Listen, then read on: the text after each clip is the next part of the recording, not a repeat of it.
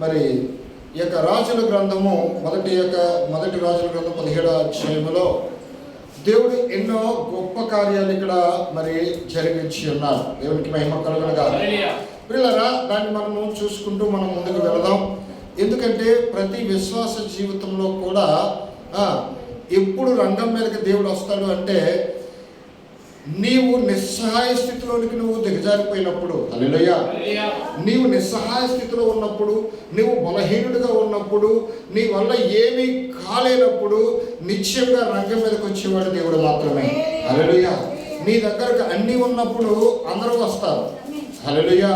నీ దగ్గర అన్నీ ఉన్నప్పుడు నీ చుట్టూ ఉన్నటువంటి మనుషులు నీ దగ్గరికి చేస్తారు, నీ బంధువులు నీ దగ్గరికి చేస్తారు, నీ స్నేహితులు నీ దగ్గరికి చేస్తారు.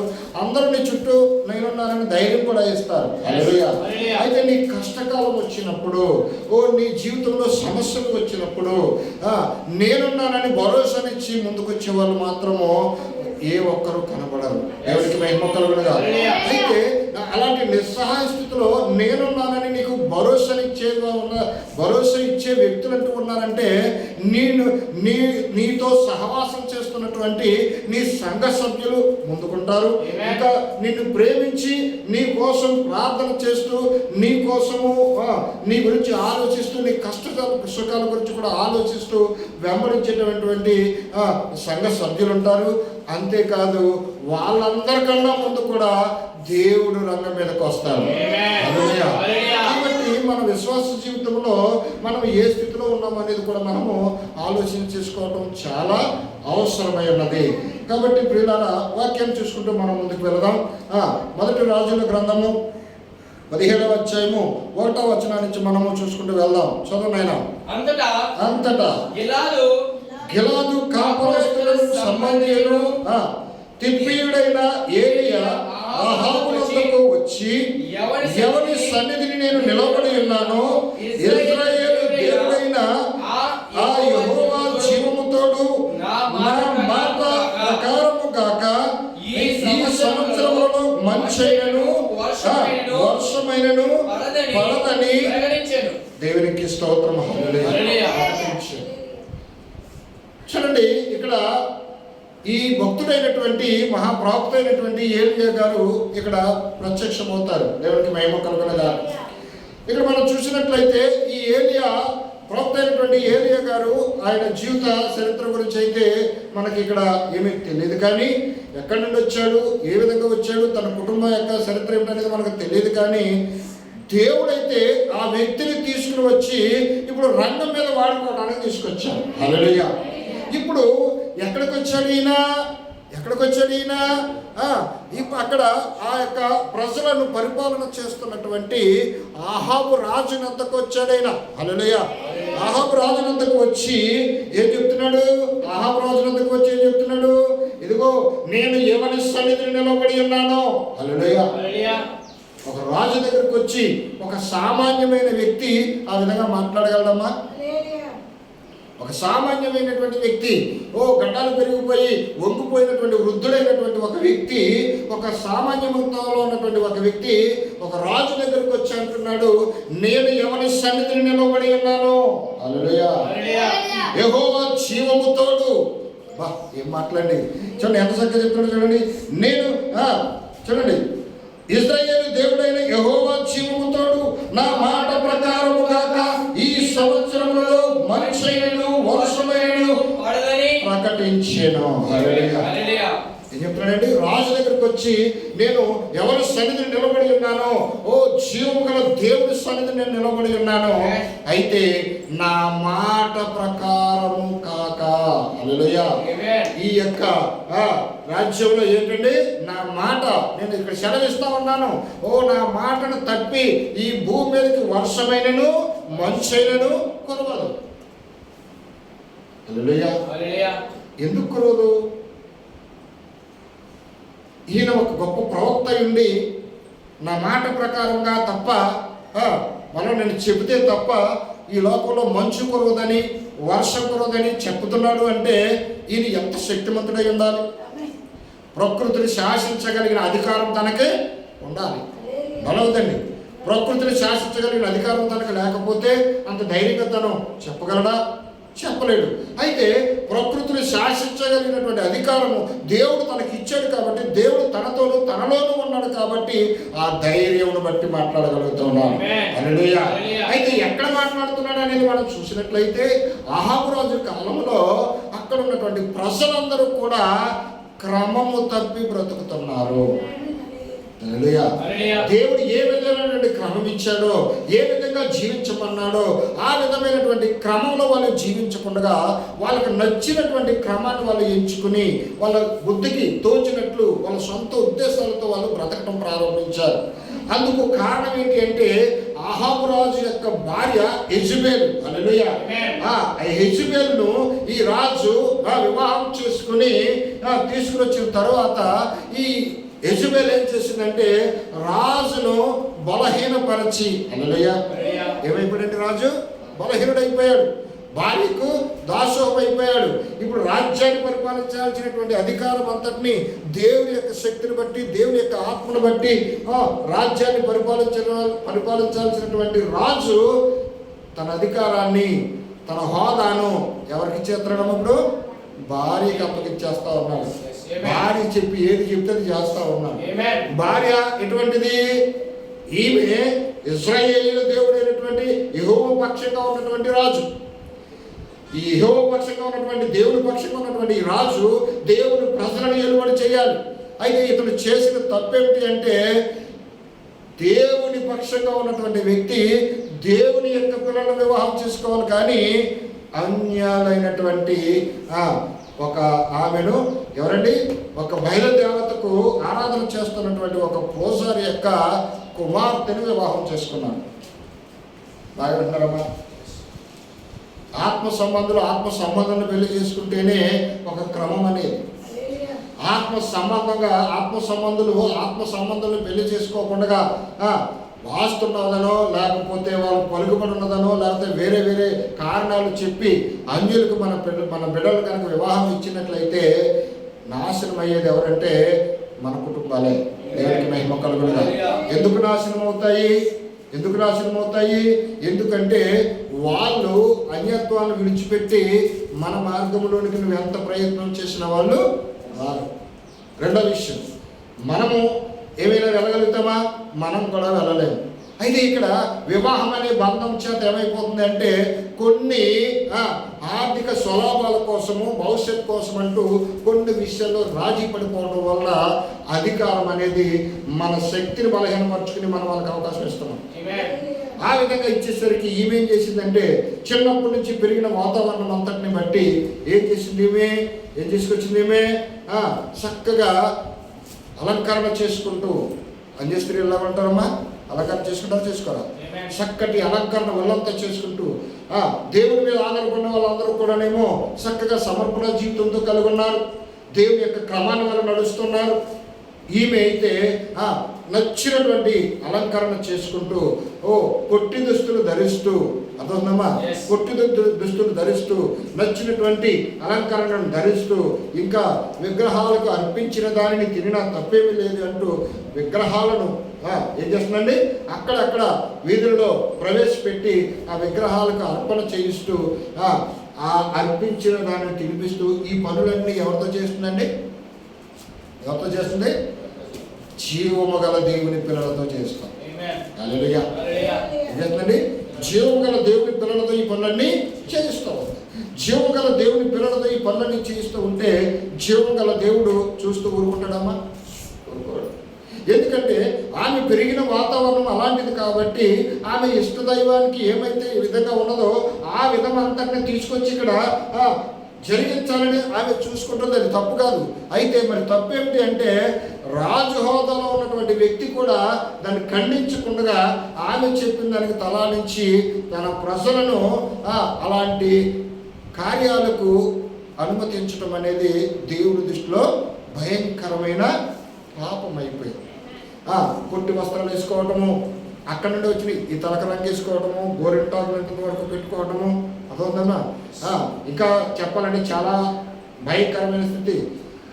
ఉండటానికే నల్లగా ఉంటాం, ఆ కాళ్ళు ఇంకా నల్లగా ఉంటాయి, ఆ కాళ్ళు కూడా చుట్టూ పూసేస్తాయి అనగలమ్మా. చేతులు చూస్తే నల్లగానే ఉంటాయి, ఇక్కడ దాకా పెట్టేస్తున్నా. ఇంకా అంటే ఏది ఎక్కడ పెట్టుకోవాలో అనేది కూడా ఆలోచన లేదు. అంటే ఎందుకు లేదు? వాళ్ళకి అనవసరం. ఈనాడు లోకాన్ని పట్టి పీడిస్తున్నటువంటి దుష్ట ప్రభావం ఏంటి తెలుసా? నువ్వు ఏ స్థితిలో ఉన్నావో ఆ స్థితిని నువ్వు కోల్పోయి నిన్ను నువ్వు మర్చిపోయి ఇతరులను నేను ఏ విధము చేతనైనా ఇతరులను ఆకర్షించాలనే ఒక భావన తప్ప. అంతేనమ్మా? అంతేనా కదా? ఇప్పుడు మంచి మంచి వస్త్రాలన్నీ కొనుక్కొని షాప్కి వెళ్ళి తిప్పి మంచి వస్త్రాలు కొనుక్కొని ఇది మంచి దేనికోసం మంచి? అందులో 90% మంచి అనేది ఇతరులకు చూపించడానికి, 10% నీకు వాడుకునేది. అంతేనమ్మా? నువ్వు కట్టుకునే వస్త్రాన్ని ఇతరులు చూడాలి, అందరిలో కన్నా భలే ఉందని మెచ్చుకోవాలి. నువ్వు వేసుకున్న అలంకరణ వస్తువులు ఇంకా రకరకాలు ఏమైనప్పుడు కానీ ఇతరులను చూసి ఆకర్షితులై ఏం చేయాలి? ఒక ప్రభావానికి గురవ్వాలనే ఒక ఉద్దేశంతోనే తప్ప నీ సిగ్గును కప్పుకోవడానికి, నీ యొక్క ఔన్నత్యాన్ని కాపాడుకోవడానికి, దేవుడు ఇచ్చినటువంటి నీ సామాన్యతను నువ్వు గుర్తు చేసుకుని బ్రతికితే ఏదైనా నీ శరీరాన్ని కప్పుకోవడానికి విలువైనదే. అవునా కదమ్మా? ఏదైనా విలువైందే. విలువ లేదంటే ఈ భూమి మీద ఏమీ లేదు. ఎందుకు లేదు? మనం తిని పడేసిన చెత్తకు కూడా విలువ ఉందా లేదండి? మనం పడేసిన మనం తిని పడేసిన ఈ చెత్త చూసారా? ఈ చెత్త అంతట్లో కూడా ఈ మున్సిపాలిటీ వాళ్ళంతా ఏంటి పోగేసి పట్టుకెళ్ళి ఒక దగ్గర పంపేస్తారు. అక్కడి నుంచి వైజాగపట్నం తీసుకెళ్ళిపోతారు. అక్కడి నుంచి దాంతో కరెంటును తయారు చేస్తున్నారు.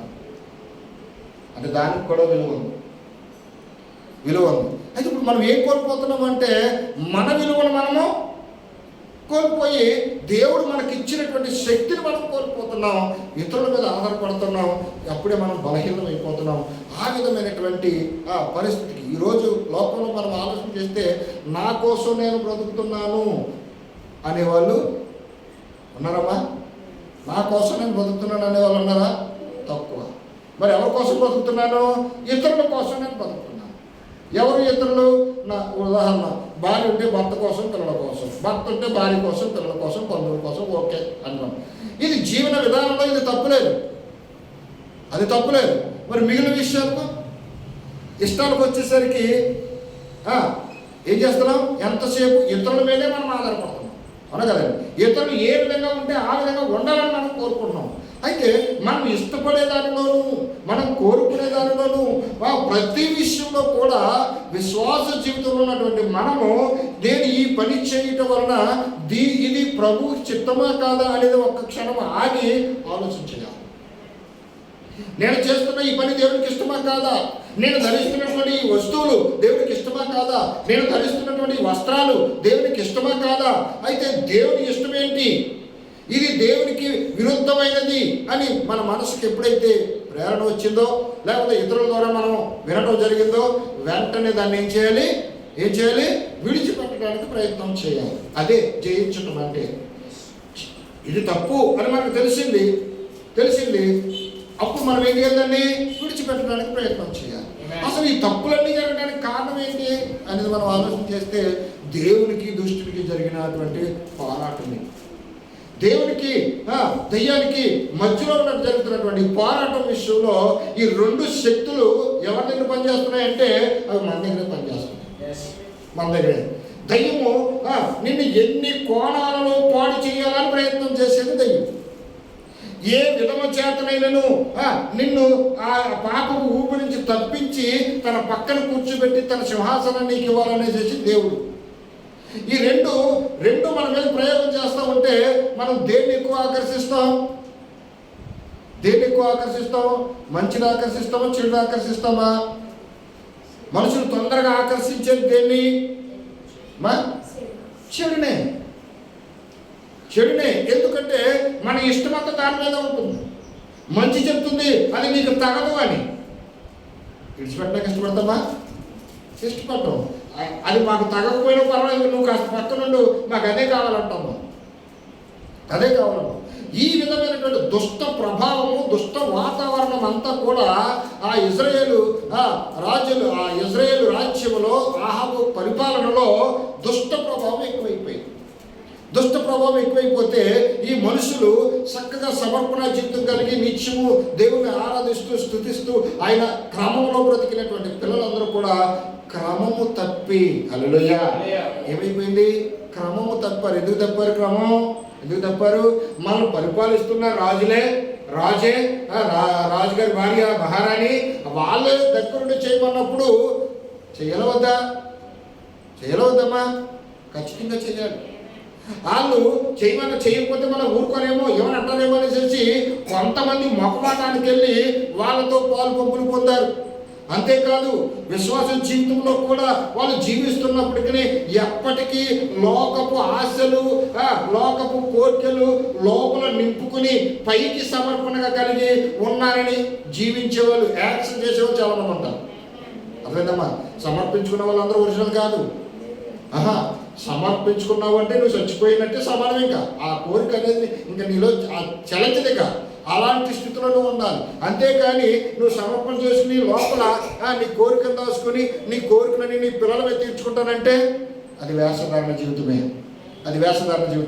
అయితే ఇక్కడ ఏం జరుగుతుందంటే వీళ్ళందరూ కూడా అనేక రకాలుగా ప్రశ్నలు అక్కడ ఉండి దేవుని యొక్క స్థితికి ఏమైపోతున్నారు? దేవుని దృష్టికి వీళ్ళందరూ శత్రువులు అయిపోతున్నారు. ఈరోజు కూడా పరిపాలన మనము విశ్వాస జీవితంలో చూస్తే దేవుడికి మహిమ కలుగునుగా. ఈరోజు విశ్వాస జీవితంలో చూస్తే దేవుడి యొక్క సన్నిధిని ఎలా ఉండాలో, దేవుని సన్నిధిని ఏ విధమైన వస్త్రాలు ధరించాలో, దేవుని సన్నిధిని ఏ విధమైనటువంటి నియమాలతో మనం ఉండాలో ఖచ్చితంగా బోధించగలిగిన సన్నిధి అంటూ ఉంటే అక్కడ ప్రజలు ఉంటారమ్మా? ఉండరు. మరి ఏం కావాలి? ప్రజలకు ఏం కావాలి? కల్పనా కథలు కావాలి. ఈ అంచె దినాలలో ప్రజలు దురద చెందులు గలవారై కల్పన కథల వైపు తిరుగుతారు. వాళ్ళకి నచ్చినట్టు బాధ చేస్తే, వాళ్ళు ఏ విధంగా ఉన్నా పర్వాలేదని చెప్పి వాళ్ళకి నొప్పి లేకుండా బాధ చేస్తే ఒకరెళ్ళి 10 మందిని తీసుకొస్తారు. కానీ అది దేవుని చిత్తమా, అది దేవునికి ఇష్టమా అనే ఆలోచన ఇంత కూడా లేదు. ఈ ప్రజలు ఎలా తయారైపోయారంటే ఇది చాలా చక్కగా నవ్వుతూ చక్కగా నవ్విస్తూ మన పాస్టర్ గారు చాలా బాగా చెప్తున్నారు, రండి వెళదాం అనుకుంటున్నారు. కానీ అందులో సత్యం ఎంత ఉంది అనేది ఆలోచన లేదు. దేవుని చిత్తం ఎంత ఉన్నది అనేది ఆలోచన లేదు. ఇప్పుడు దేవుని చిత్తాన్ని పక్కన పెట్టి మనుషులు తమ ఇష్టాన్ని తమ ఉద్దేశాన్ని నెరవేర్చుకుంటూ వెళ్ళిపోతా ఉన్నారు.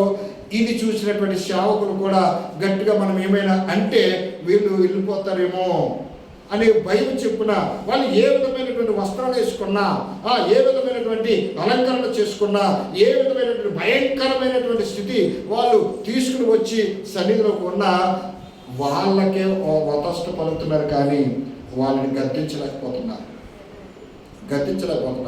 ఎందుకు? రాజ్యానికి రాజు ఎవరు? రాజ్యానికి ఒక రాజు ఉన్నట్లే సంఘానికి ఒక రాజు ఎవరు? సేవకుడే కదా. అక్కడ రాజు సరైన స్థితి లేదు కాబట్టి రాజ్యం అంతా పాడైపోతుంది, దేవుని ఉగ్రతకి గురైపోతుంది. మరి సంఘంలో సంఘ కాపరి సరైన స్థితిలో నిలబడకపోతే, సరైన క్రమంలో బోధించకపోతే, దేవుని ఉద్దేశాన్ని బయలుపరచకపోతే సంఘం కూడా ఏమైపోతుంది? ఇప్పుడు పాడైపోతుందా లేదమ్మా? సంఘం కూడా పాడైపోతుంది. అదేవిధంగా కుటుంబ విషయంలో కూడా మనం చూసినట్లయితే కుటుంబ యజమాని సరైన స్థితిలో లేకపోతే ఆ కుటుంబం అంతా నష్టపోతుంది. ఆ ప్రభావము భార్య మీద పడుతుంది, పిల్లల మీద పడుతుంది. కుటుంబం అంతటిని కూడా ఒక క్రమంలో తీసుకురాక కొంతకాలం అయిన తర్వాత అందరూ బాధపడే పరిస్థితి, నాశనం అయ్యే పరిస్థితి తప్ప మరి ఏమీ అక్కడ కనబడదు.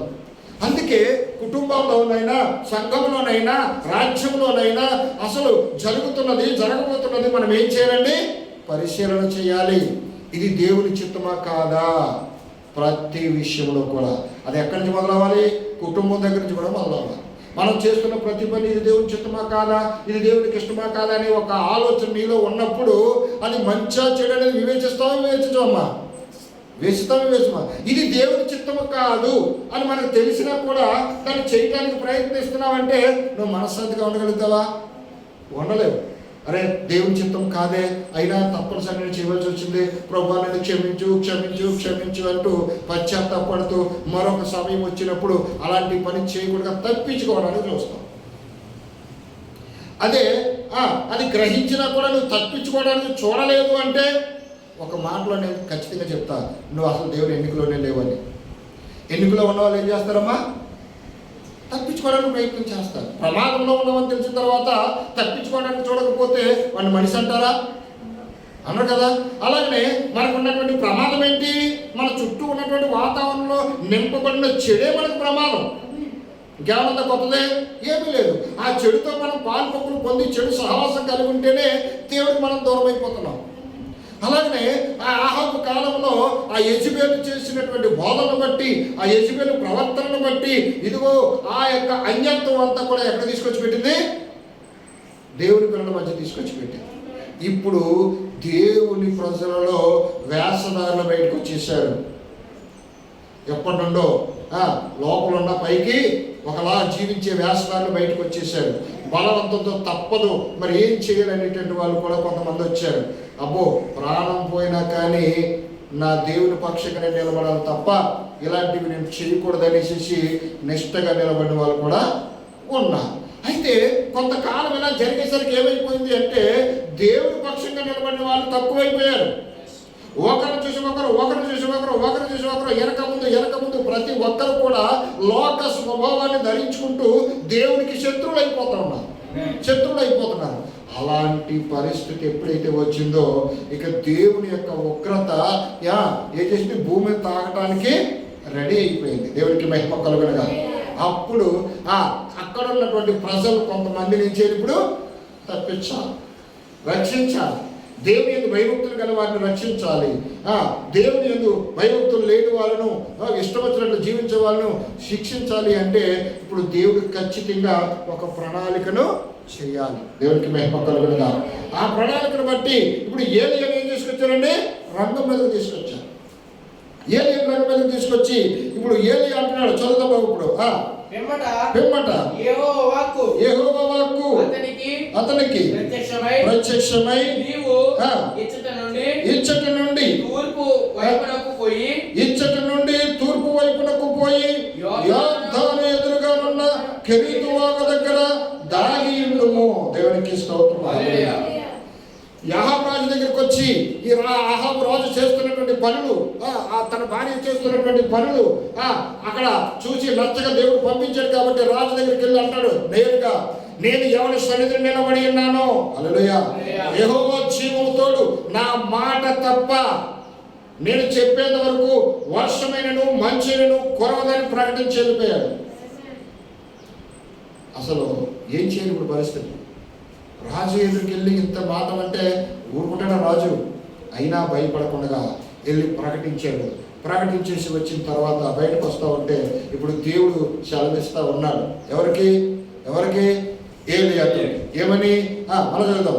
పిమ్మట యెహోవా వాక్కు అతనికి ప్రత్యక్షమై నీవు ఇచ్చట నుండి తూర్పు వైపునకు పోయి యోర్దానుకు ఎదురుగా ఉన్న కెరీతు వాగు దగ్గర దాగి ఉండుము. దేవునికి మహిమ కలుగునుగా.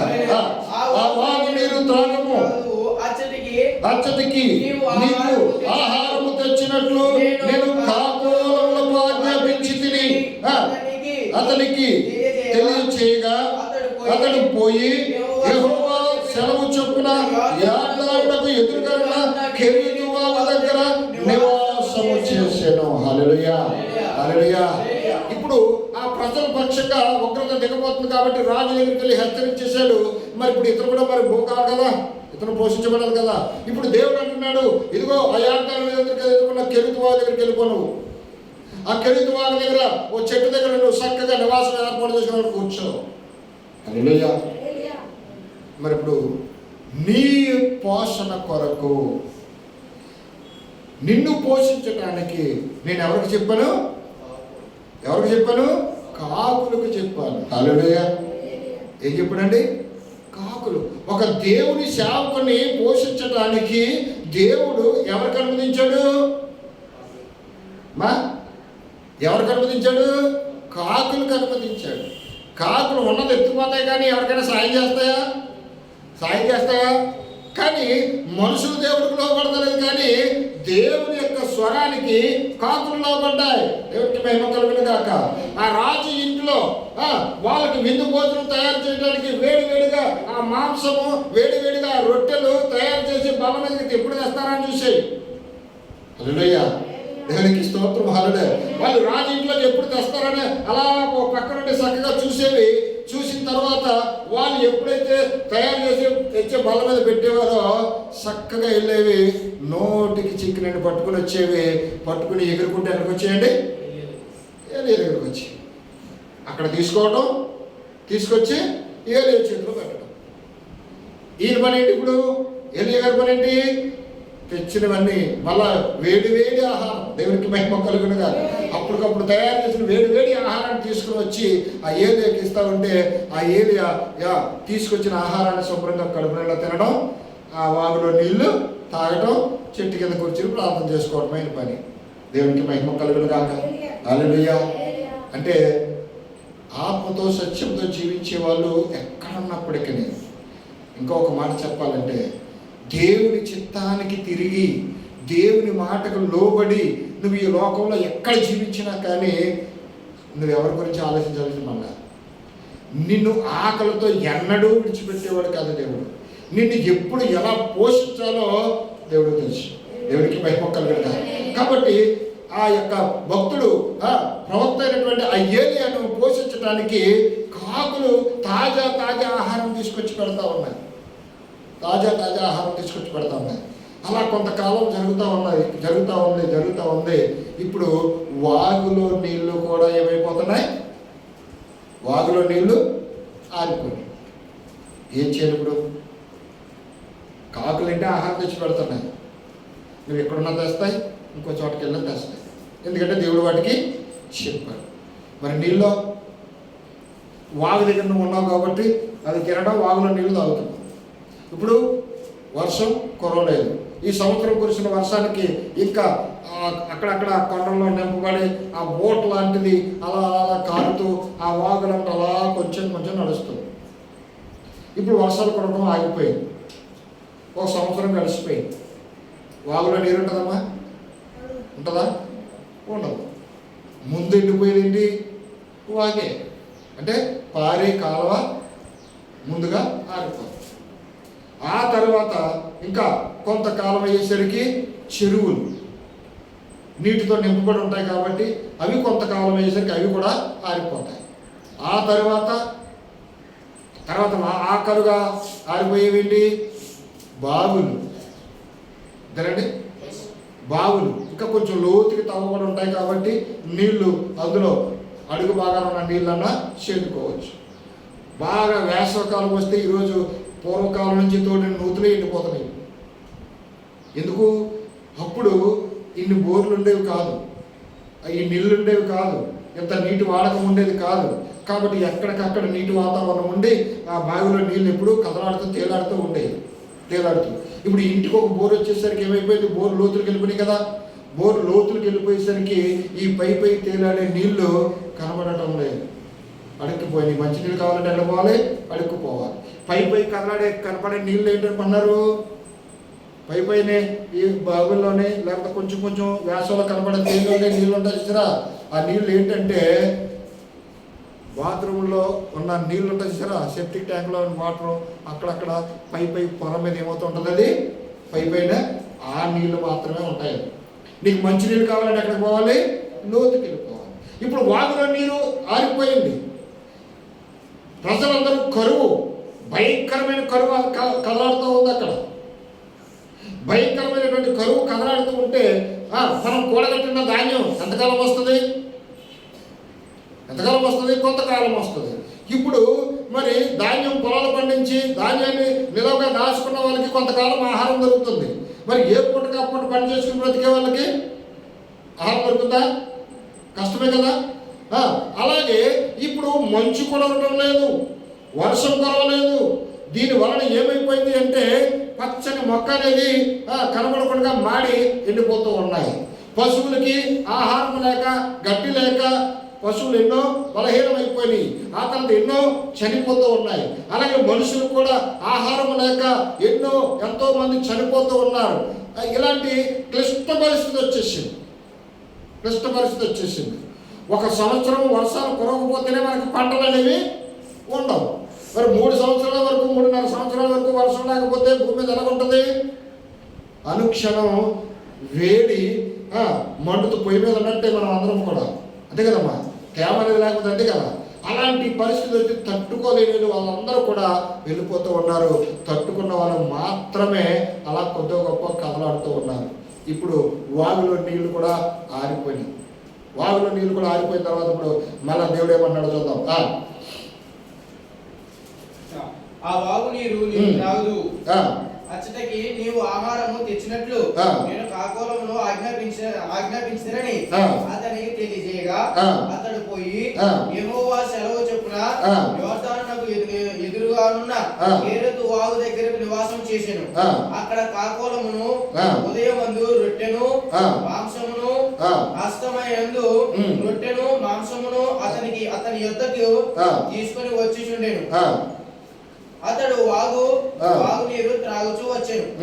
కొంతకాలమైన తరువాత దేశములో వర్షము లేక ఆ నీరు ఎండిపోయెను.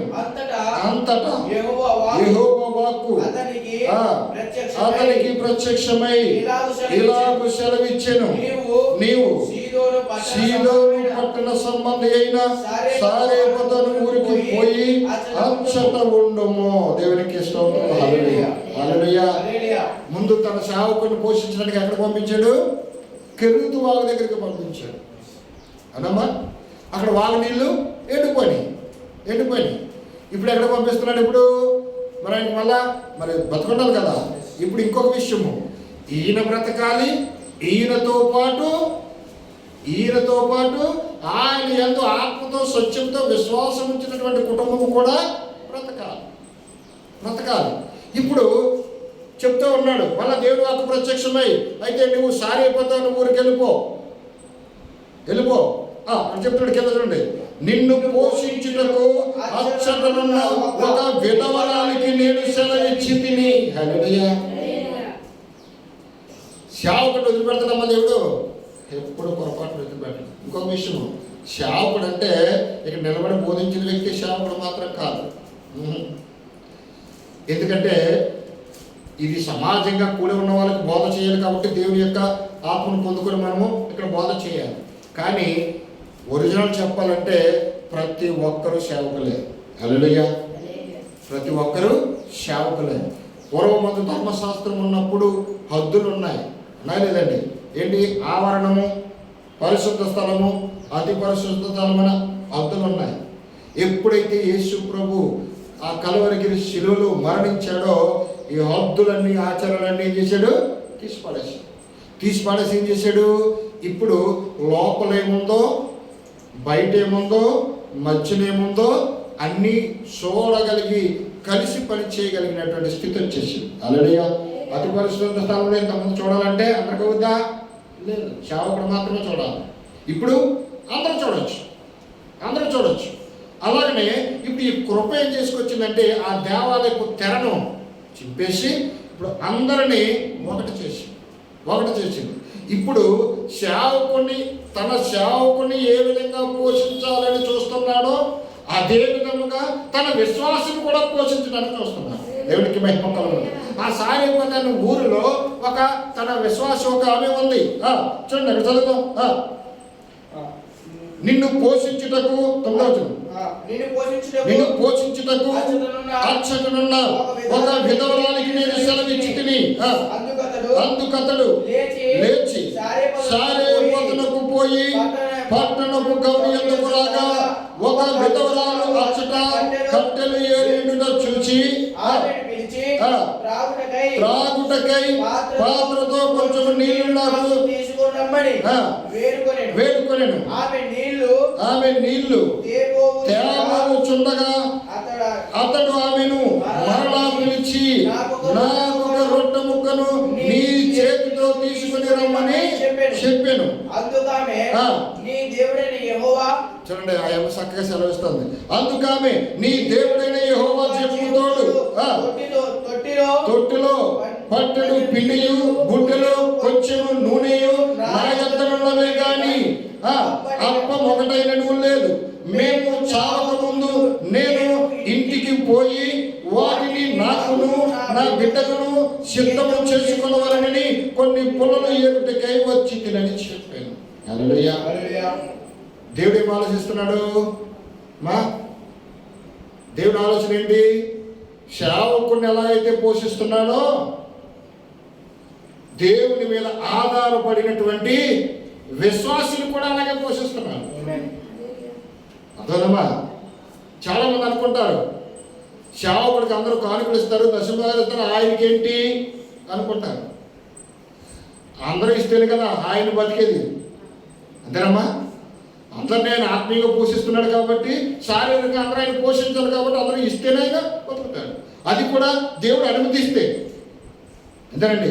మరి విశ్వాసం ఆత్మీయంగా బతకాలంటే ఎవరైతే ఆత్మతో సత్యంతో యథార్థంగా జీవిస్తున్నారో వాళ్ళని కూడా దేవుడు విడిచిపెట్టకుండా నీకు ఎప్పుడు ఏది అవసరమో, నువ్వు ఏ అక్కరలో ఉన్నావో, ఏ అవసరంలో ఉన్నావో అది నీకు తెలియదు, కానీ నీకంటే ముందు దేవుడికి తెలుసు. హల్లెలూయా. చూడండి, ఇక్కడ ఏలియాతో ఏమన్నాడు? నిన్ను పోషించుటకు నేను విధవరాలికి సెలవిచ్చుతున్నాను అన్నాడు. ఏమన్నాడండి? నిన్ను పోషించడానికి నేను విధవరాలికి సెలవిచ్చానని ఏలియాతో చెప్పాడు. కానీ ఇక్కడ విధవరాలు ఏమంటుంది? అక్కడికి వచ్చేసరికి, అమ్మా నాకు తాగడానికి కొంచెం నీళ్ళు ఇస్తావా అని అడిగాడు. గబగబా నీళ్ళు తెచ్చిచ్చింది.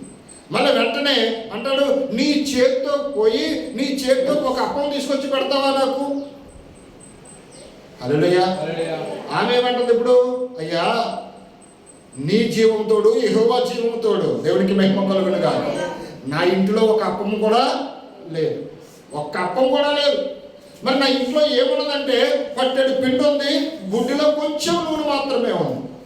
ఈ పట్టెడు పిండి, ఈ బుడ్డి కొంచెం ఉన్న నూనె చెక్కతో ఒక అప్పం చేసుకుని, ఆ తర్వాత అది నేను కొంచెము నా బిడ్డ కొంచెము తిని, హల్లెలూయా, నేను కొంచెము నా బిడ్డ కొంచెము తిని, ఆ తర్వాత ఇక మాకు ఆహారం అనేది ఇక లేదు, అయిపోయింది. ఆహారం అనేది ఇక మా దగ్గర లేదు, అయిపోయింది. కాబట్టి మేము ఎవరిని అడగలేము, దొంగతనం చేయలేము, వ్యర్థంగా జీవించలేము. కాబట్టి ఇక ఆ ఉన్న ఆహారాన్ని భోజనం చేసి ఆ తరువాత చనిపోవాలని నిర్ణయించుకున్నాం. హల్లెలూయా. యథార్థ పనులు ఎప్పుడు ఎలా ఉంటారు అంటే, ఒకరితో మాట పడటానికి వాళ్ళు ఇష్టపడరు, దేవునికి వ్యతిరేకమైన కార్యం చేయడానికి వాళ్ళు ఇష్టపడరు. పడతారమ్మా? పడరు. ఏది ఏమైనా నా దేవుని చిత్తము అంతే. దేవుడు నాకు ఎంతవరకు ఇచ్చాడు, నాకు ఇది చాలని అక్కడితో వాళ్ళు సరి చేసుకుంటూ తృప్తి పడిపోతూ ఉంటారు. కాబట్టి ఇప్పుడు ఈ విషయము ఈమె నిర్ణయం తీసుకుంది, నాకున్న కొంచెం పిండితో ఏంటి ఒక అప్పం చేసుకుని నేను నా బిడ్డ తినేసి తదుపరి నేను చనిపోవాలి. హల్లెలూయా. అయితే దేవుడు నిర్ణయం తీసుకున్నాడు. ఆమె కలిగి ఉన్న యథార్థతను బట్టి దేవునికి స్తోత్రం. హల్లెలూయా. ఆమె కలిగి ఉన్న విశ్వాసమును బట్టి ఇదిగో ఏలియాతో చెప్తూ ఉన్నాడు, నేను నిన్ను పోషించడానికి ఒక విధవరాలికి సెలవు ఇచ్చాను. హల్లెలూయా. చూసారండి, ఆయన ఈమెను పోషించడానికి శక్తిని ఇవ్వబోతున్నాడనే విషయము ఆమెకు తెలియదు. తెలుసండి? తెలియదు. రెండోది, దేవుడు ఏం చెప్పాడు? నిన్ను ఆ అమ్మకు పోషిస్తానని నేను సెలవు ఇచ్చానని చెప్తున్నప్పుడు ఆయన హ్యాపీగా అక్కడికి వచ్చాడు. ఇప్పుడు ఆమె నన్ను పోషిస్తుందని తెలిసిన తర్వాత అడగడా?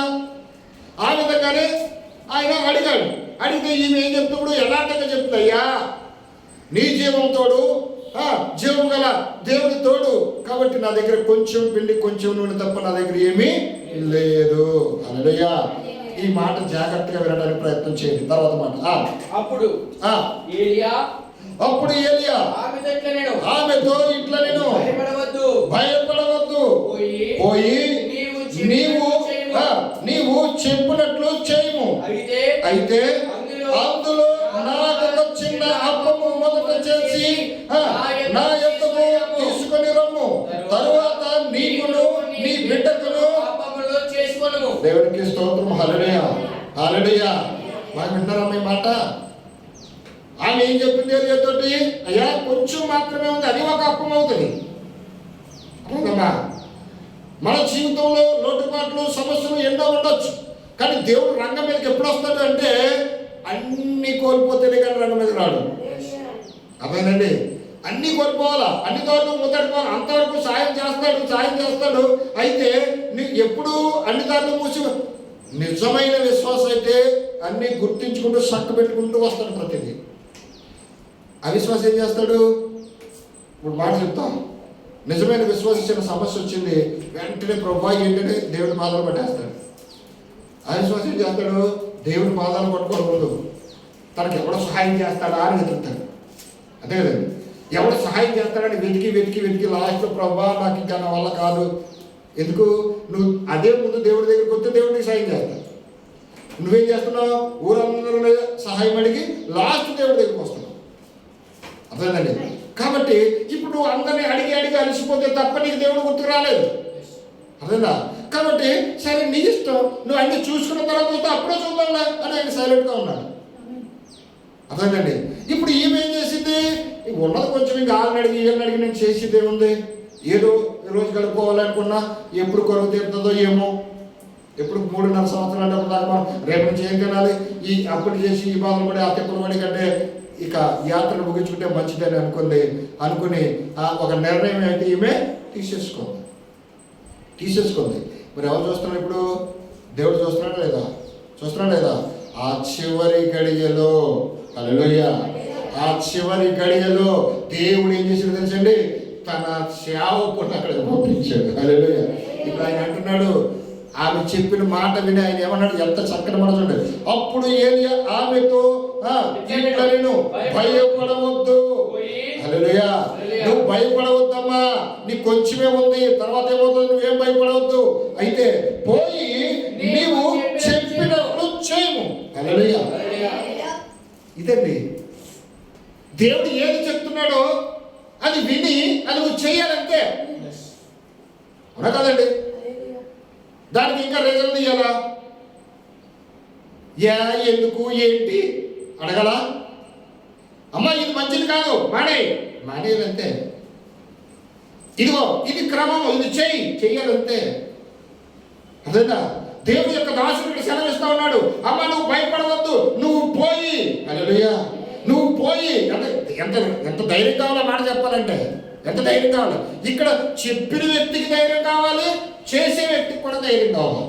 అవునా కదండి? ఇప్పుడు చెప్పే వ్యక్తి అంటున్నాడు, అప్పుడు ఏది ఆమెతో ఇట్లా నేను భయపడవద్దు, పోయి నీవు చెప్పినట్లు చేయము. అయితే అందులో నాకు ఒక చిన్న అప్పము మొదట చేసి నా యొద్దకు తీసుకురాము. హల్లెలూయా.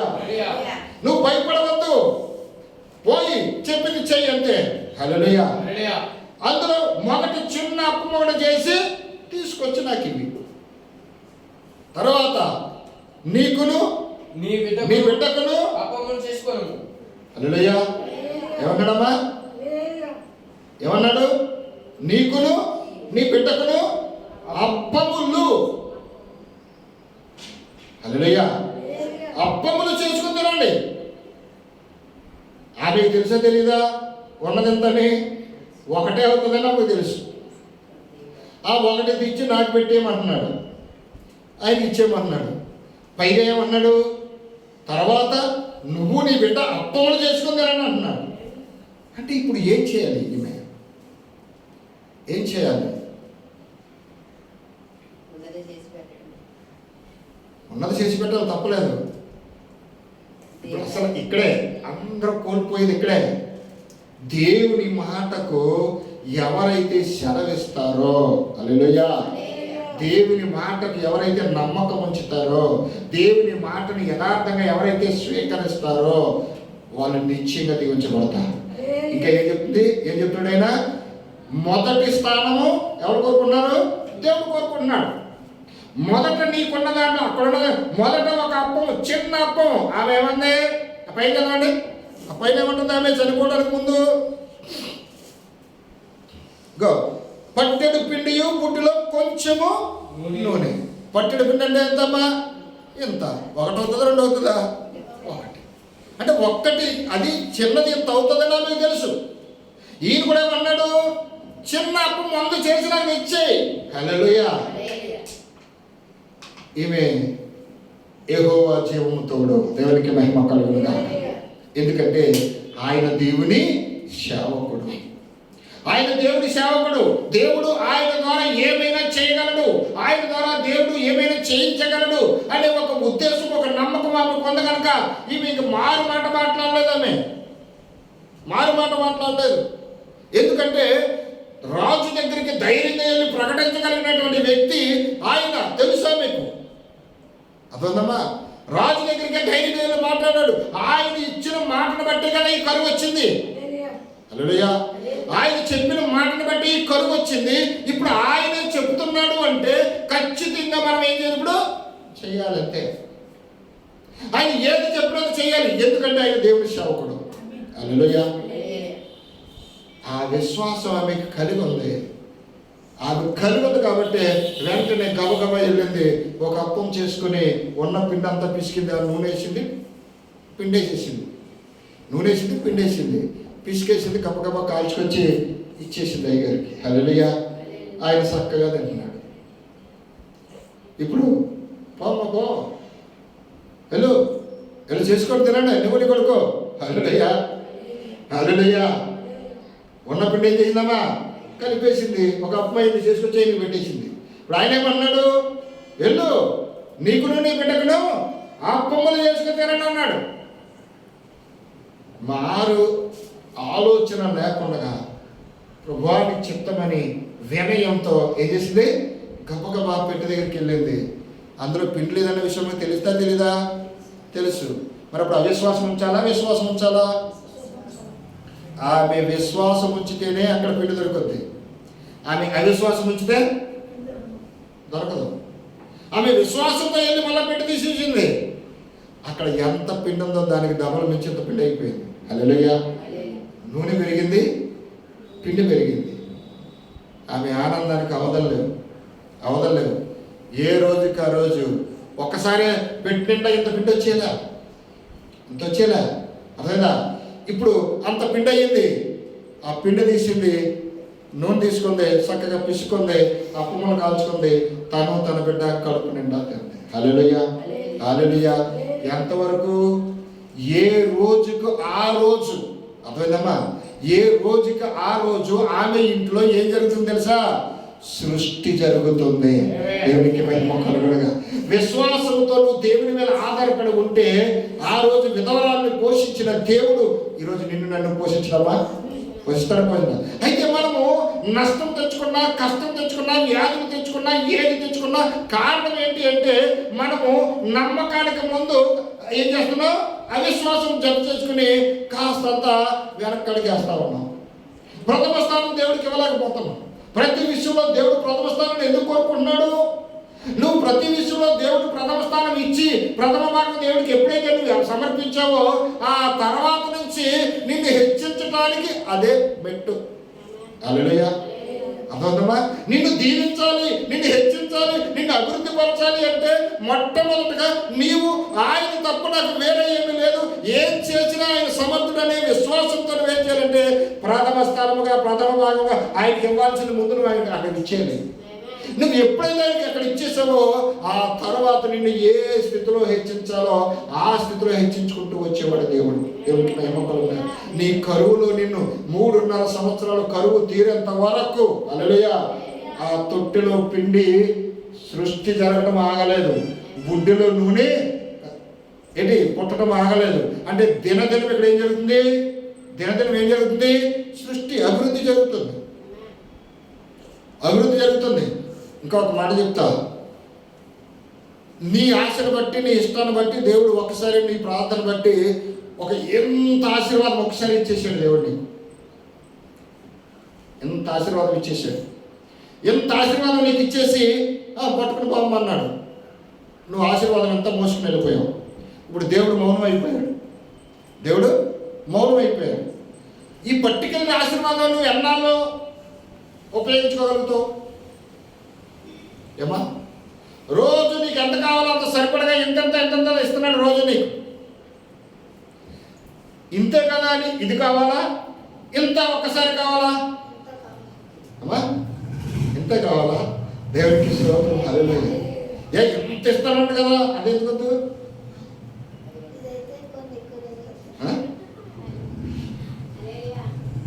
ఎంత కావాలనుకో, నీకు ఎంత కావాలంత రోజు ఇస్తాడు. హల్లెలూయా. రోజు నీకు వచ్చేది కావాలా? ఒకసారి వచ్చి ఆగిపోయేది కావాలా? ఒకసారి వచ్చి ఆగిపోయేది అయితే నీ ఆశను బట్టి దేవుడు తెచ్చినవాడు ఎంత ఇస్తాడు. ఆ తర్వాత నీకు అన్ని ఇక తప్ప నీ బాధలో పడాల్సిందే. అదే ప్రభువా ఏ దినములకు అది నాకు చాలు, నాకు లోటు లేకుండా, ఇబ్బంది లేకుండా, నష్టం లేకుండా, కష్టం లేకుండా నాకు ఏది అవసరమో దాన్ని ఇస్తూ ఈ సృష్టిలో నీ రాకడ వచ్చేంత వరకు నన్ను పోషించేవాడు నువ్వు తప్ప నాకు ఎవరున్నారు ప్రభువా అని ప్రతి విషయంలో నువ్వు నమ్మకంగా దేవుడికి ఆధారపడి ఉన్నావు అనుకో, సృష్టి ఆగిద్దామా? ఎక్కడో కాదు సృష్టి, నీ దగ్గర జరుగుతుంది సృష్టి. అర్థండి? ఎవరైతే విశ్వాసంతో ఆయన మీద ఆధారపడి ముందుకు సాగుతారో వాళ్ళ ఇంట్లో ఏం జరుగుతుంది? అక్కడ ఏం జరుగుతుంది? సృష్టి. ఈ సాయపతి విధవరాల ఇంట్లో ఏం జరుగుతుంది? ఇక్కడ దినదినము సృష్టి జరుగుతుందా లేదా? కరువు తీరేంత వరకు లోకమంతా కరువుతో అల్లాడిపోతూ ప్రాణాలు కోల్పోయే పరిస్థితి అంతా లోకంలో గచ్చగచ్చ కొట్టుకుంటుంటా. కానీ దేవుని సేవకుడు ఎప్పుడైతే ఈ ఇంటికి చేరాడో ఆ సేవకుని చేర్చుకుందో, సేవకుడికి ఆతిథ్యం ఇచ్చి మొదటి స్థానము మరి ఇచ్చి ఖచ్చితంగా ఎప్పుడైతే దేవునికి నమ్మకంగా ఉందో కరువు తీరేంత వరకు సేవకుడు బతుకుతున్నాడు, పోషించబడుతున్నాడు, విశ్వాసి పోషించబడుతుంది. అర్థమండి? విశ్వాసి పోషించబడుతుంది, సేవకుడు పోషించబడుతున్నాడు. ఇప్పుడు వీళ్ళిద్దరు ఎవరి మీద ఆధారపడ్డారు? దేవుడి మీద ఆధారపడ్డారు. ఒకరి మీద ఆధారపడ్డారా? ఇద్దరు దేవుడి మీద ఆధారపడ్డ వాళ్ళే. అందుకే విశ్వాస జీవితంలో ఉన్నటువంటి ప్రతి వ్యక్తి ప్రతి విషయంలో దేవుడి మీద ఆధారపడి మనం ఎప్పుడైతే గౌరవిస్తామో, అర్థండి, ఎవరికి ఇవ్వాల్సిన గౌరవం వాళ్ళకి ఇచ్చి, సేవకుడికి ఇవ్వాల్సిన గౌరవం సేవకుడికి ఇవ్వాలి, సేవకుడికి దేవుడికి ఇవ్వాల్సిన గౌరవం దేవుడికి ఇవ్వాలి, ఎవరి స్థానాన్ని వాళ్ళకి ఇవ్వాలి, ఎవరు ఏది అవసరం వాళ్ళకి ఖచ్చితంగా మనం తీర్చినప్పుడు మన ప్రతి విధమైన కరువును తీర్చేది దేవుడు మాత్రమే. హల్లెలూయా. అయితే ప్రతి దాంట్లో నుంచి తప్పించి, ప్రతి దాంట్లో నిస్సహాయ స్థితి నుంచి విడిపించి ఖచ్చితంగా మనం నిలబెట్టాలి అంటే ఖచ్చితంగా ఏం కావాలి? ఇప్పుడు మనకి దేవుడి దగ్గర నుండి సహాయం కావాలి. చూద్దాం. భూమి మీద యెహోవా వర్షము కురిపించే వరకు ఆ తొట్టెలో ఉన్న పిండి తక్కువ కాలేదు, గుడ్డులో ఉన్న నూనె అయిపోలేదు. ఇశ్రాయేలీయుల దేవుడైన యెహోవా సెలవిచ్చుచున్నాడు అనెను. అంతటా ఆమె వెళ్ళి ఏలీయా చెప్పిన మాట చొప్పున చేయగా అతడును ఆమెయు ఆమె ఇంటి వారును అనేక జనములు భోజనము చేయించు వచ్చిరి. హల్లెలూయా. ఆమె ఇంటి వారు అంటే తన కుటుంబం. అంతేనమ్మా? ఆమె తన కుటుంబం. వాళ్ళు బ్రతుకుతున్నారు, వాళ్ళతో పాటు సేవకుడిని కూడా బ్రతికిస్తున్నారు. అంటే దేవుని యొక్క శక్తిని మనము తెలుసుకోవాలి అంటే, మన జీవితంలో ఆ శక్తిని మనం పొందుకోవాలి అంటే ముందు మనం ఏం చేయాలి? నేర్చుకోవాలి. అంతే కదమ్మా? వినాలి, విన్న ప్రకారము నేర్చుకోవాలి. ఆ ప్రకారం మనం ఎప్పుడైతే అమలు చేస్తూ వెళ్ళిపోతామో అప్పుడు మన పని మనం చేసుకుంటూ వెళ్ళిపోతే దేవుడి పని దేవుడు చేసుకుంటూ వెళ్తాడు. దేవుడికి మహిమ కలుగుతుంది. మన పని మనం పూర్తిగా చేయము, మన పనిని మనం కరెక్ట్గా దాన్ని పాటించము. మరి దేవుడు మనకి ఎలా చేస్తాడమ్మా? ఇంకొక మాట, ఆ ఊర్లో ఆమె మాత్రమే ఉందా? అనేక మంది ఉన్నారా లేదా? మరి వాళ్ళందరూ అవిశ్వాసంతో ఉన్నారా లేదా? ఉన్నారా లేదండి? వాళ్ళందరూ అవిశ్వాసంతో ఆ యెజబెలు చెప్పిన పని చేస్తూ దేవుడికి వ్యతిరేకంగా ఉన్నారా లేదా? ఉన్నారా లేదండి? వాళ్ళందరూ దేవుడికి వ్యతిరేకంగా ఉన్నారు కాబట్టి ఇప్పుడు రెండు కార్యాలు ఒకేసారి జరుగుతున్నాయి. ఎవరైతే విశ్వాసంతో ఉన్నారో వాళ్ళు పోషించబడుతున్నారు, ఎవరైతే అవిశ్వాసంతో ఉన్నారో వాళ్ళు ఆకలితో అలమటిస్తున్నారు, కరువును అనుభవిస్తున్నారు. అవునా కదండి? అంటే ఉదాహరణ మన జీవితంలో కూడా అంతే, సంఘంలోనే అంతే, కుటుంబంలోనే అంతే, ఎక్కడైనా అంతే.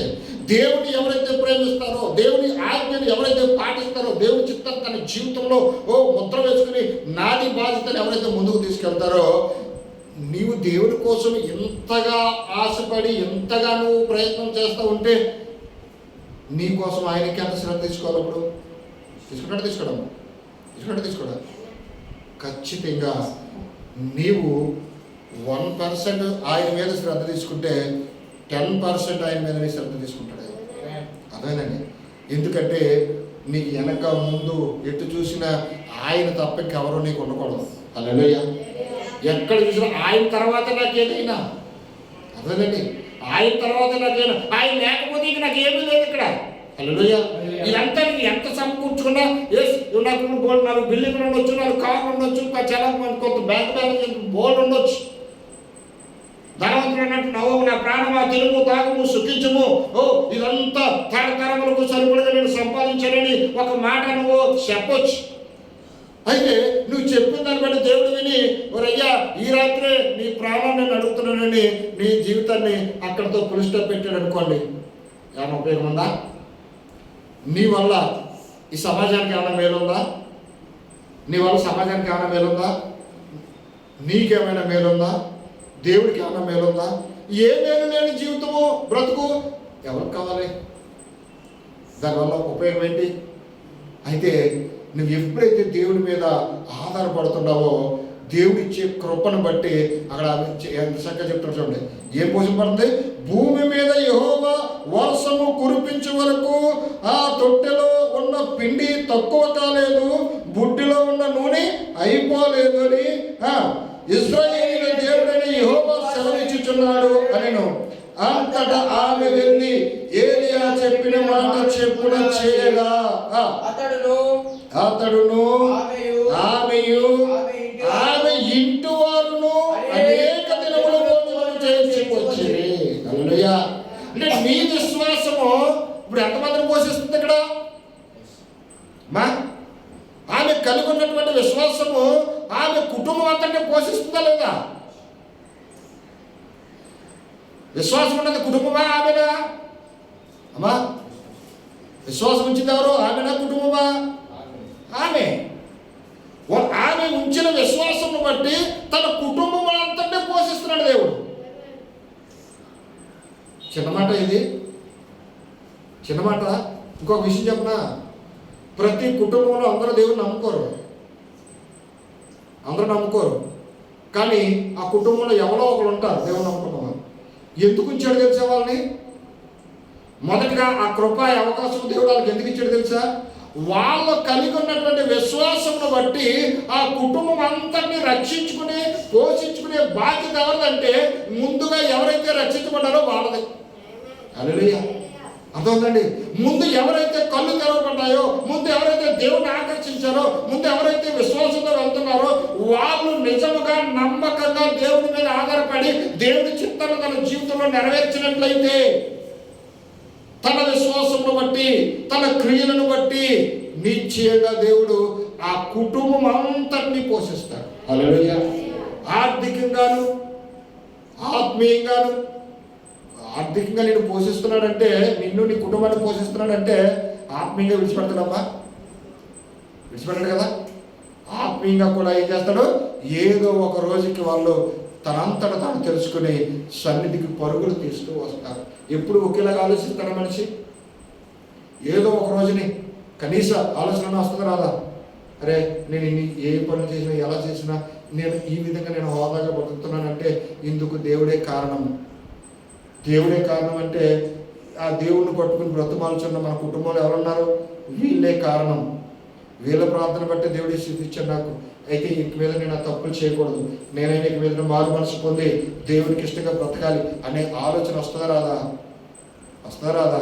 ఎప్పుడు వస్తుంది అంటే ముందుగా కృపను పొందుకున్న నీవు దేవుడికి ఇష్టంగా నువ్వు ఏం చేయాలి? మార్చబడాలి. దేవుడికి ఇష్టంగా నువ్వు జీవించాలి. అప్పుడు నీ మార్పును బట్టి, నీ జీవితాన్ని బట్టి, నీ విశ్వాసాన్ని బట్టి నువ్వు నీ కుటుంబము పోషించబడుతూ ఒక దినానికి అందరూ ఒక ఆటలోకి వస్తారు. హల్లెలూయా. ఎందుకంటే విధవరాలి కుటుంబాన్ని పోషించిన దేవుడు నిన్ను నన్ను విడిచిపెడతాడమ్మా? విడిచిపెడతాడా? విడిచిపెట్టాడు. ఇంకా ఒక మాట చెప్పాలి అంటే అక్కడ ఆ రాజ్యంలో ఇశ్రాయేలీయులు అందరూ కూడా ఏమైపోయారు? ఇప్పుడు దేవుడికి వ్యతిరేకమైపోయారా లేదా? అయిపోయారా లేదా? ఈ రోజు కూడా సంఘాలలో అనేక మంది వస్తూ వెళ్తూ ఉన్నప్పటికీ దేవుడి చిత్తాన్ని ఎంతమంది నెరవేరుస్తున్నారు? అందరూ దేవుడి ప్రజలే కదా, అందరూ దేవుడి ప్రజలే కదా. ఎవరైతే దేవుడి చిత్తాన్ని నెరవేర్చుతూ ఉన్నారో వాళ్ళు పోషించబడుతున్నారు ప్రతి విషయంలో. దేవుడి చిత్తాన్ని ఎవరైతే నెరవేర్చకుండా నిర్లక్ష్యం చేస్తున్నారో వాళ్ళు ఏం చేస్తున్నారు? అనేకమైనటువంటి కరువులు, అనేకమైనటువంటి సమస్యలు అనుభవిస్తూ ఉంటారు. నేను తను మా నాన్న అవునా కదండి, అవునా కదా. అంటే ప్రతి విషయంలో. అందుకే దేవుడు తన పిల్లలతో వ్యవహారం చేయడానికి, తన పిల్లలు ఒక మార్గంలో తేవడానికి ప్రతి దానికి కొన్ని నియమాలు పెట్టాడు, కొన్ని ఆజ్ఞలు ఇచ్చాడు, కొన్ని క్రమాలు ఇచ్చాడు. అవి తెలుసుకుని వాటి ప్రకారం మనం జీవితాన్ని ఎప్పుడైతే సరి చేసుకున్నామో ఆ రోజు ఆమెను పోషించిన దేవుడు ఈరోజు నిన్ను నన్ను కూడా ఖచ్చితంగా పోషిస్తాడు. మనము వాక్యాన్ని నమ్మాలి. ఆమె ఏం చేసింది? వాక్యాన్ని నమ్మిందా లేదా? సేవకుడు ఏదైతే వచ్చి చెప్పాడో అక్షరాలా నమ్మి తీరింది. నమ్మింది కాబట్టి పోషించబడింది. ఈరోజు నీ సేవకుడు నీకు బోధిస్తున్న ప్రతి విషయాన్ని నువ్వు నమ్మితేనే నువ్వు కూడా ఆశీర్వాదం పొందుకుంటావు. నమ్మకపోతే వస్తుందా? రాదు. ఎందుకు? నువ్వు నమ్మదు, నీకు ఎలా వస్తుంది? ఒక మాట చెప్పాలంటే ఇక్కడ నీకు పెట్టుబడి ఏంటి? ఇక్కడ నువ్వు పెట్టే పెట్టుబడి ఏంటి? నమ్మకమే. జ్ఞానందమ్మా, నువ్వు నమ్మితే చాలు. నమ్మిన తర్వాత ఏం చేయాలి? జీవించు. నువ్వు ఎప్పుడైతే జీవించడం ప్రారంభిస్తావో అప్పుడు ప్రతి దాంట్లో 10 రెట్లు 100 రెట్ల వరకు నువ్వు ఆశీర్వాదాన్ని పొందుకుంటూ వస్తావు. చివరిగా ఈ మాట నేను చెప్పి ముగిస్తాను. చూడండి, ఒక మాట చూపిస్తాను. లూకా సువార్త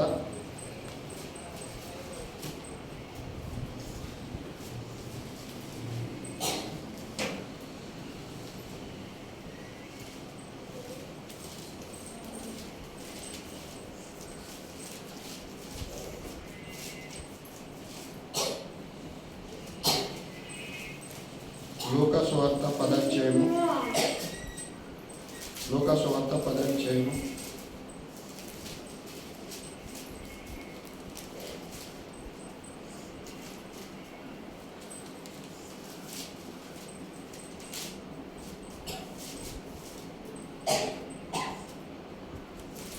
మార్కు సువార్త 10 అధ్యాయము.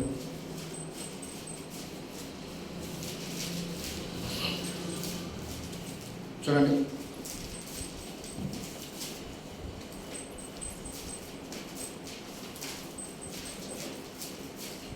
మార్కు సువార్త 10 అధ్యాయం 28 నుంచి త్వరగా. పేతురు, ఇదిగో మేము సమస్తమును విడిచిపెట్టి మేము సమస్తమును విడిచిపెట్టి నిన్ను వెంబడించమని ఆయనతో చెప్పసాగాను. అందుకు యేసు నా నిమిత్తమును సువార్త నిమిత్తమును, చూడండి, నా నిమిత్తమును సువార్త నిమిత్తమును ఇంటినైనను అన్నదమ్ములనైనను అక్క చెల్లెలనైనను తల్లిదండ్రులైనను పిల్లలనైనను భూములనైనను విడిచిన వాడు ఇప్పుడు ఇహమందు హింసలతో పాటు 100 ఇండ్లను అన్నదమ్ములను అక్క చెల్లెలను తల్లులను పిల్లలను రాబోలోకమందు నిత్య జీవమును పొందునని మొదటి వారు అనేకులు, కడపటి వారు మొదటి వారగురని అన్నాడు. దేవునికి స్తోత్రం. హల్లెలూయా. ఏమన్నాడమ్మా? ప్రభువైన యేసుక్రీస్తు భూమి మీద సువార్త ప్రకటిస్తున్నటువంటి దినాలలో ఆయన శిష్యులతో ఇక్కడికి వచ్చేసరికి సమస్తాన్ని విడిచిపెట్టి పేతురు అంటున్నాడు. ఎవరితోనే? యేసు ప్రభుతో. ఏమన్నాడు? చక్కగా చెప్తున్నాడు, ఇదిగో ప్రభువా, మేము కలిగినటువంటి సమస్తాన్ని కూడా మేము విడిచిపెట్టాం. మాకు కలుగున్నటువంటి ఇదిగో వేటాడడానికి వెళ్ళినటువంటి ఆ దోణులను విడిచిపెట్టాం, ఆ వలలను విడిచిపెట్టాం, మా కుటుంబాలు విడిచిపెట్టాం, అందరినీ విడిచిపెట్టి నీవే నిత్య జీవపు ఓటలు ఇవ్వాలనేటువంటి సమర్థమని నిన్ను వెంబడిస్తా ఉన్నాం అని చెప్తా ఉంటే అక్కడ యేసుప్రభు ఏమన్నాడు? చక్కగా చెప్తాడు. అందుకు యేసు నా నిమిత్తమును సువార్త నిమిత్తమును ఇంటినైనను అన్నదమ్ములనైనను అక్క చెల్లెలనైనను తల్లిదండ్రులైనను పిల్లలనైనను భూములనైనను విడిచిన వారు ఇప్పుడు ఇహమందు హింసలతో పాటు దేవునికి స్తోత్రం. హల్లెలూయా. 100 ఇండ్లను అన్నదమ్ములను అక్క చెల్లెలను తల్లులను భూములను రాబోలోకమందు నిత్య జీవమును పొందునని నీతో నిశ్చయముగా చెప్పుచున్నాను. మొదటి వారు అనేకులు కడపటి వారు అవుతారు. అదేనండి, మొదటి వారు కనపటి వారు అవుతున్నారు, కనపటి వారు మొదటి వారు. ఇక్కడ విషయం ఏంటంటే ఎప్పుడైతే దేవుని నిమిత్తము, దేవుని పని నిమిత్తము అనగా సువార్త నిమిత్తము నువ్వు దేన్నైనా సరే పట్టుకోకుండా నువ్వు ఏం చేయాలి? విడిచిపెట్టాలి. అనగలమా? దేవుని నిమిత్తము ఏది అడ్డొచ్చినా వెనక ముందు ఆడకుండా లెక్క చేయకుండా దేవుని కోసం నువ్వు ఎప్పుడైతే ఖర్చు పెట్టడానికి, ముందుకెళ్ళడానికి, విడిచిపెట్టడానికి నువ్వు ఎప్పుడైతే నిలబడ్డావో అప్పుడు నీకు లోకంలో ఏమొస్తుందమ్మా? హింస వస్తుందా రాదా? కుటుంబంలో శ్రమ వస్తుందా రాదా? ఎందుకు? నువ్వు మంచి ఉద్దేశంతో మంచి పని చేయాలని అనుకుంటావు నువ్వు, కానీ నువ్వు అనుకున్నట్టు నువ్వు విశ్వాసం కాబట్టి అనుకున్నావు. నీ కుటుంబంలో అందరూ విశ్వాసులు కాదు కాబట్టి వాళ్ళు వ్యతిరేకిస్తారా వ్యతిరేకించరా? ఏమా వ్యతిరేకిస్తారా వ్యతిరేకించరా? ఇప్పుడు ఒక మాట అనుకుందాం, ఆదివారం నీకు మెచ్యూర్ ఫంక్షన్ వచ్చింది, మీ అన్నగారు అమ్మాయి పెద్ద పిల్ల అయింది, నువ్వు వెళ్ళాలి. ఇప్పుడు నువ్వేమంటావు? ఆదివారం పెడితే కుదరదు, నేను రాను, నాకు ఖచ్చితంగా చర్చికి వెళ్ళాలి అని నువ్వు అంటావు. అక్కడి నుంచి మొదలవుతుంది ఏంటి? యుద్ధం. అంతే కదండి. ఇప్పుడు నీకు ఫంక్షన్ ముఖ్యమా, సన్నిధి ముఖ్యమా? ఏమా ఇప్పుడు నువ్వేం చేయాలి? ఫంక్షన్కి వెళ్ళాలా, సన్నిధికి వెళ్ళాలా? సన్నిధే ముఖ్యం అనుకుని నువ్వు నిజంగా నమ్మినట్లయితే మీరు వేరే రోజు ఎట్టుకుంటే బాగున్నావు, మరి ఆ రోజు ఎట్టుకున్నా కూడా నాకు రావడానికి అవ్వదు, ధైర్యంగా నువ్వు చెప్పగలుగుతావు. చెప్ప అనే కదమ్మా. చెప్పలేకపోతున్నావు అంటే ఆ రోజు సన్నిధి ఎక్కడైనా సరే నువ్వు ఫంక్షన్కి వెళ్తున్నావు అంటే దేవుడి చిత్తానికి మనం ఇంకా లోబడలేదు. ఒకవేళ ఒక మంచి మీటింగ్స్ అవుతున్నాయి, మీటింగ్స్కి వెళ్ళాలి, ఇంట్లో అదే టైం నీ పిల్లలంటే వస్తారు, అదే టైం నీ భర్త అంటే వస్తాడు, లేకపోతే ఏదో సమస్య వస్తుంది, లేకపోతే ఏదో కార్యక్రమం వస్తుంది. ఇప్పుడు నువ్వేం చేయాలి? వాళ్ళందరినీ అమ్మా నేను మళ్ళీ వస్తాను, మీరు జాగ్రత్తగా ఉండండి చెప్పేసి విడిచిపెట్టి నువ్వు రావాలవుతా? ఇప్పుడు రావాలంటే ఎంత హింస! వాళ్ళు ఎన్ని మాటలు అంటారు? పెద్ద నువ్వేం చేస్తున్నావా భక్తి, నువ్వే వెళ్తున్నావా చర్చికి, మాకు తెలీదా, మేము వెళ్తలేదా, నీకన్నా పెద్ద పెద్ద సంఘస్థలు మేము చూడలేదా, ఏదో ముచ్చటగా ముగ్గురు లేదు కానీ పెద్ద కబుర్లు చెప్తున్నారు అంటారా? ఇదంతా మనకేంటి? ఇప్పుడు ఏంటమ్మా? హింస అనే కదండి. అది హింస అయినా సరే ఇక్కడే ఉంది ఆశీర్వాదం. అది హింస కదా అని నువ్వు లోకం వైపు చూసి, నీ కుటుంబం వైపు చూసి, నీ ప్రజల వైపు చూసి వాళ్ళు ఏమంటారో, వెళ్ళకపోతే ఏమవుతుందో నాన్న మాట్లాడతారు, ఈ బాధలు పడతారా బాబు, ఒక పూటకి ఏం కాదులే అని చెప్పి నువ్వు సరి తగ్గొట్టేసి నువ్వు అక్కడికి వెళ్ళావు అనుకో, ఇప్పుడు ఏం కోల్పోతున్నావు? నీకు కావాల్సిన తరతరాలకు కావాల్సిన ఆశీర్వాదాన్ని నువ్వే నీ కాలుతో తనుకుని వెళ్ళిపోతావు. నీ లోకంలో నువ్వు ఎంత హింస పడుతున్నావో ఆ హింస పడినా పర్వాలేదు, ఎవరు ఏమనుకున్నా పర్వాలేదు, నన్ను బట్టి నా దేవుడు ఏమి అనుకోకుంటే నాకు చాలు అని నువ్వు నిలబడ్డావు అనుకో, అక్కడ చెప్తున్నాడు చూడండి వెనకాల, హింసతో కూడా చూడండి, ఇప్పుడు ఇహమందు హింసతో కూడా చదవమ్మా, హింసతో కూడా 100 ఇండ్లను, అన్నదమ్ములు, అక్క చెల్లెలు, తల్లులు, పిల్లలు, భూములు. నువ్వు ఇక్కడే నీ కుటుంబంలో నీకు హింస వచ్చింది, ఓకే, ఒక అన్నదమ్ముడు, ఒక తల్లి, ఒక తండ్రి, కొంతమంది మాత్రమే ఉన్నారు నీకు, కానీ దేవుడు ఏం చేస్తారన్నాడు? 100 మంది నీకు ఇస్తారంటున్నాడు. హల్లెలూయా. అంటే నీ కుటుంబంలో ఎన్నడూ పొందని అనుభూతిని నీవు దేవుని సన్నిధిని అనుభవించడానికి ప్రతిదీ కూడా ఏం చేస్తున్నాడు? 100 మంది తల్లులు, 100 మంది అన్నదమ్ములు, 100 మంది అక్క చెల్లెలు, అంతేకాదు 100 రకాల భూములు. హల్లెలూయా. అంతేనండి. ఆశీర్వాదం ఎన్ని రెట్లు వస్తుంది? ఇప్పుడు నీవు కేవలం ఒక విశ్వాసం, అంతేనా? ఇంకేమన్నా ఏమా? ఒక్క విశ్వాసంతో నువ్వు నమ్మి నిజాయితీగా నువ్వు నిలబడి దేవుడి చిత్తాన్ని నెరవేర్చుకుని ప్రతి విషయంలో నమ్మకంగా సన్నిధికి ప్రతి దానికి నువ్వు క్రమం పాటించాలి. ప్రతి దాన్ని దేవుడు ఇచ్చిన నియమాలు నీ జీవితంలో ఆజ్ఞలు పాటించుకుంటూ నువ్వు ఖచ్చితంగా వెళ్ళిపోవాలి. దేవుడికి ఇచ్చే కానుకలు దేవుడికి ఇవ్వాలి, దేవుడికి ఇచ్చే భాగం దేవుడికి ఇవ్వాలి, దేవుడికి ఇచ్చే సమయం దేవుడికి ఇవ్వాలి. ఎవరినైతే ప్రేమించమన్నాడో వాళ్ళందరినీ ప్రేమించాలి. దేవుడికి ఇచ్చినటువంటి ప్రతి దాన్ని క్రమం తప్పకుండా నువ్వు ఎప్పుడైతే వెళ్తున్నావో అప్పుడు నీ కుటుంబం నేను ద్వేషిస్తుంది, హింసిస్తుంది, శోధిస్తుంది. అయినా సరే నువ్వు లెక్క చేయకుండా నువ్వు నిలబడిన రోజున ఇక్కడ పోయేది నీకు ఒక వంతే, కానీ 100 రెట్లు ఆశీర్వాదము. హల్లెలూయా. ఇదే భూమి మీద 100 రెట్ల ఆశీర్వాదాన్ని పొందుకుంటావు. దాని తర్వాత ఇంకేమవుతుంది నీకు? 100 రెట్లు భూమి మీద ఆశీర్వాదంతో పాటు నిత్య జీవాన్ని కూడా పొందుకుంటావు. హల్లెలూయా. ఈ భక్తి అంతా దేనికోసము? నిత్య జీవం కోసమే కదా. నిత్య జీవము వస్తుంది, ఈ భూమి మీద 100 రెట్ల ఆశీర్వాదము వస్తుంది. కేవలం నమ్మి విశ్వాసంతో నువ్వు జీవించడం బట్టి. విశ్వాసం ఉండాలి, క్రియ ఉండాలి. విశ్వాసం ఉండి క్రియ లేకపోయినా మృతము, క్రియ ఉండి విశ్వాసం లేకపోయినా మృతము. కాబట్టి ఈ రెండు కలిపి నీ జీవితంలో ఎప్పుడైతే వచ్చాయో 100% 100% ఆశీర్వాదాన్ని పొందుకోవడానికి నువ్వు అర్హుడివే, ఇంకెందులో తిరగలేదు. ఇప్పుడు ఉదాహరణ, సారేపతి విధవరాలు పొందుకుంటుందా లేదా? 100% పొందుకుందా లేదా? కుటుంబం అంటే ఆమె కుటుంబం పోషించబడుతుందంటే సామాన్యమైన విషయమా? ఏటమ్మా, దినం ఒక సృష్టి జరుగుతుందా లేదా? జరుగుతుందా లేదా? ఆమెతో పాటు ఆ సేవకుడు కూడా పోషించబడుతుందా లేదా? అందుకే ఒక్క కుటుంబం ఉన్నా చాలు, దేవుడికి మహిమ కలుగును. కానీ తన సేవకుని, తన దాసుని ఎలా పెంచుకోవాలో దేవుడికి తెలుసు. ఓ 20-30 కుటుంబాలు ఉండి ఎవరికి విశ్వాసం లేకపోవటం వల్ల ఏమైనా ఉపయోగం ఉందా? విశ్వాసంతో ఉన్న ఒక కుటుంబం చాలదమ్మా, చాలదా?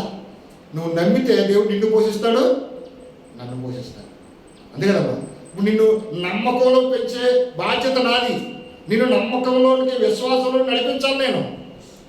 నిన్ను విశ్వాసంలోనికి, నమ్మకంలో నేను ఎప్పుడైతే నేను నడిపిస్తున్నానో, నువ్వు విశ్వాసం మీద ఎప్పుడైతే కట్టబడుతున్నావో అప్పుడు నువ్వు బ్రతుకుతావు. నీతో పాటు నన్ను కూడా బతికించడానికి దేవుడే ద్వారం తెలుస్తాడు. హల్లెలూయా. అదే నువ్వు పోతావు అనుకున్నావు, లేకపోతే నేను బ్రతకలేను అనుకున్నావు, దేవుడు చెప్పమన్నది చెప్పకుండా, దేవుడు చేయమన్నది చేయకుండా నేను మౌనంగా ఉండి ఎలా ఉన్నా పర్వాలేదని నేను సైలెంట్గా ఊరుకుంటే ఏమైపోతుంది? సగం కుటుంబాలు పాడైపోతాయి లేదా? అప్పుడు నీకు లేదు, నాకు లేదు. అంతే కదా, నీకు లేదు, నాకు లేదు. ఎందుకంటే ఇద్దరిని పోషించేవాడు దేవుడే.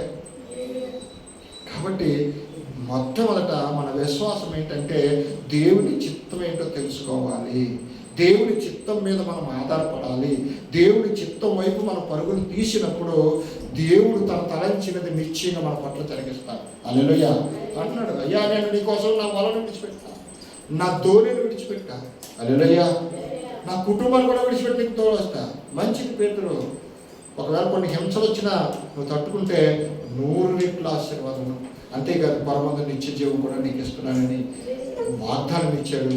ఆ వాగ్దానం మనం అందరం పొందుకొని ఆ విధవరాలను పోషించిన దేవుడు నన్ను పోషిస్తాడు. పేతురికి ఇచ్చిన ఆశీర్వాదము నాకు పొందుకోవాలంటే నేను నమ్మకంగా దేవుని యందు నిలబడి ఉండాలి. హల్లెలూయా. చావటానికైనా నేను ఇష్టపడతాను, కానీ తప్పు చేయటానికి మాత్రం నేను ఇష్టపడను. అంతేనా? సారేపతి విధవరాలు అదేనా చేసింది. ఏమా, తప్పు చేయడానికి ఇష్టపడలేదు, తప్పించుకోవడానికి కూడా ఇష్టపడలేదు. తప్పించుకోవడానికి చూడలేదు, తప్పు చేయడానికి చూడలేదు.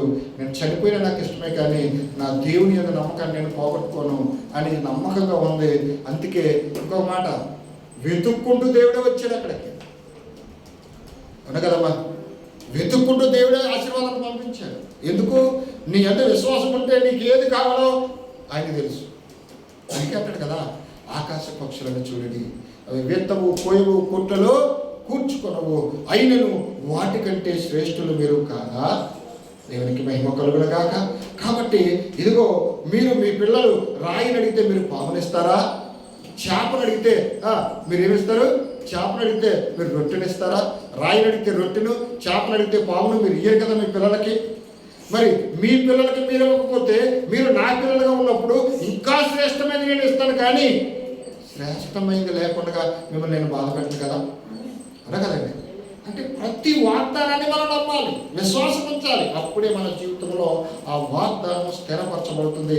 అప్పుడే ఆశీర్వాదం మనం పొందుకోవాలి. కాబట్టి మనం విశ్వాసాన్ని కాపాడుకుంటూ ముందుకు వెళ్దాం. దేవుడి మాటలు దీవించడం కాక ప్రార్థన చేసుకుందాం. వేచి నిలబడినట్లయితే ప్రార్థన చేసుకుందాం.